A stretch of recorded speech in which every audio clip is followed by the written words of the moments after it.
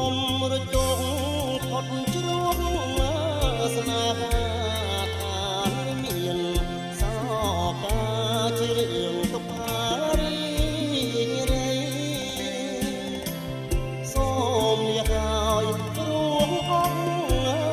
និស័យអស់និស័យដើម្បីកុំឲ្យតណ្ហា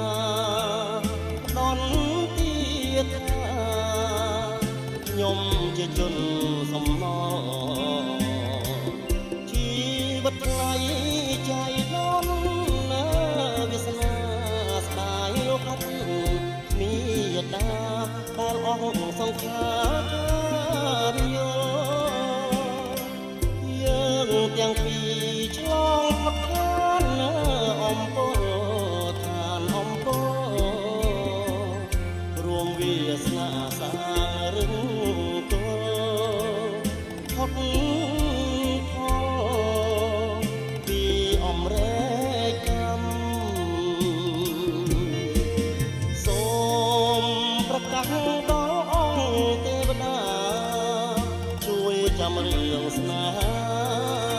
បណ្ដាដួងចិត្តនៃខ្ញុំសូមឲ្យចិន្តានៃបុព្វា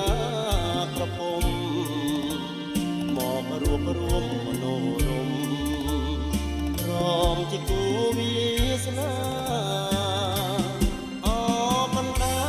កណាជីវិតណាចុងក្រោយអូនកុំបន់ដោយឲ្យមានចិត្តប្រាំងឆា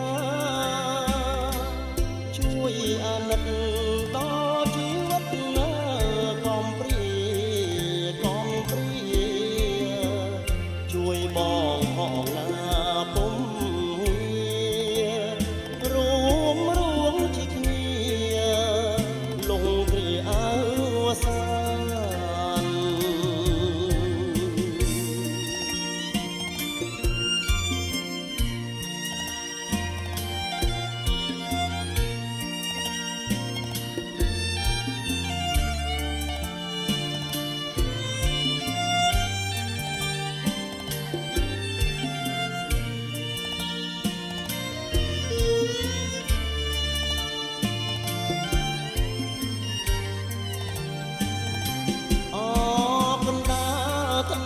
ជីវិតណា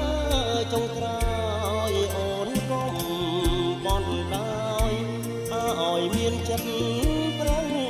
ឆាជួយអាណិត